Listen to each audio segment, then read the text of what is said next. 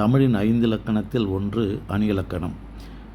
தண்டி அலங்காரம் என்ற நூல் தமிழ் அணி இலக்கணத்தை பற்றி பேசுகிறது. காவிய தர்சனம் என்ற வடமொழி நூலிலிருந்து இந்த தண்டி அலங்காரம் என்ற நூல் தழுவி எழுதப்பட்டது. தண்டி என்பவர் தமிழ் வடமொழிகளே சிறந்தவர். அவர் எழுதியவர் தான் இந்த தண்டி அலங்காரம் என்ற நூல். இந்த நூல் இலக்கணமும் சொல்லுது, அணியினுடைய இலக்கணமும் சொல்லுது, அதுக்கான எடுத்துக்காட்டு பாடலையும் சொல்லுது. அதுதான் ஒரு சிறப்பு. இந்த தண்டி அலங்காரத்தில் சோழனை பற்றிய பாடல்கள் தான் அதிகமாக இருக்குது. கிட்டத்தட்ட 44 பாடல்கள்னு தெரிஞ்சுக்கணும். இந்த தண்டி அலங்காரம் பொதுவணியல், சொல்லணியல், பொருளியல்னு 3 வகையாக பிரிக்குது.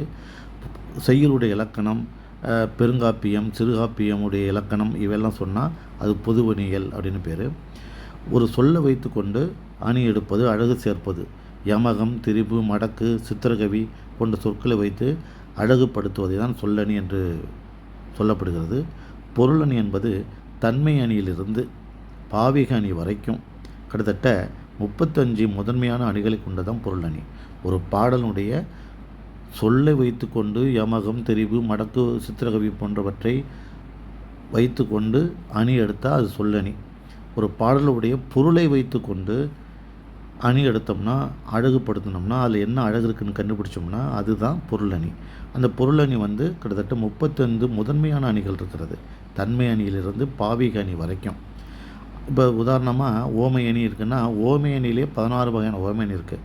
அப்போ 35 முதன்மை அணிகளில் பிரிவெல்லாம் சேர்த்து பார்த்தீங்கன்னா, ஒவ்வொரு முதன்மை அணிகளுக்கு பல பிரிவுகள் இருக்குது. அதெல்லாம் சேர்த்து பார்த்தீங்கன்னா கிட்டத்தட்ட 216 அணிகள் இருக்கிறது என்பதை நாம் தெரிந்து கொள்ள வேண்டும்.